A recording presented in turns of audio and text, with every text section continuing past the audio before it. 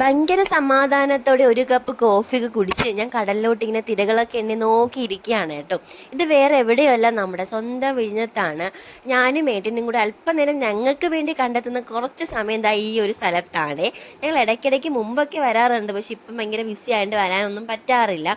ഇപ്പോൾ വന്നതിൻ്റെ മെയിൻ ഉദ്ദേശം നമ്മുടെ എതുമയാണ്. എതുമയ്ക്ക് ഒരു കുഞ്ഞ് JCB വാങ്ങിച്ചു കൊടുത്തപ്പോഴത്തേക്ക് അവന് നമ്മുടെ അവിടെ കോരി കളിക്കാനായിട്ട് വീട്ടിൻ്റെ അവിടെ ഒന്നും മണ്ണില്ല പോലും. അങ്ങനെ മണ്ണ് അന്വേഷിച്ച് ഞങ്ങൾ നേരെ ഇങ്ങോട്ടാണ് കേട്ടോ വന്നിട്ടുള്ളത്. മുമ്പൊക്കെ ഇവിടെ വരുമ്പോഴത്തേക്കും അത്ര വലിയ തിരക്കും കാര്യങ്ങളൊന്നും ഉണ്ടായിരുന്നില്ല, അത്ര വലിയ കടകളൊന്നും ഉണ്ടായിരുന്നില്ല. പക്ഷെ ഇപ്പം ഡേ ബൈ ഡേ നമ്മുടെ വിഴിഞ്ഞത്തിന് ഭയങ്കര ഗ്രോത്ത് ആണ് കേട്ടോ.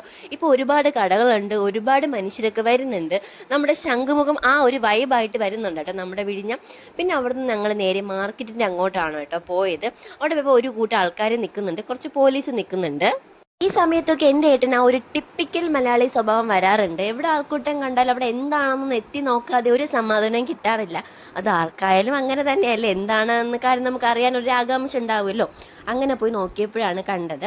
ഇപ്പം നടക്കുന്ന ഇഷ്യൂ ഒക്കെ തന്നെയാണ് റീസെൻ്റ്ലി കടലിൽ പോയവർക്ക് കിട്ടിയതാണ് കേട്ടോ. നമ്മൾ കണ്ടെയ്നറിനകത്ത് നിന്ന് വീണതാണ്. അപ്പോൾ അത് വള്ളക്കാരെടുത്തിട്ട് വന്നിട്ടുണ്ടായിരുന്നു. അപ്പോൾ അതിനെ റിലേറ്റ് ചെയ്തിട്ടുള്ള കാര്യങ്ങളാണ് കേട്ടോ അവിടെ നടന്നിട്ടുണ്ടായിരുന്നത്. ഈ ബാരലിനകത്ത് എന്താണെന്ന് ഒരു ഐഡിയയും ഇല്ല എനിക്ക് തോന്നുന്നു. അല്ല, അവിടെ മേ ബി സംസാരിച്ചതാണ്, ഓയിലോ മറ്റോ എന്താണെന്നാണ് കേട്ടോ തോന്നുന്നത്.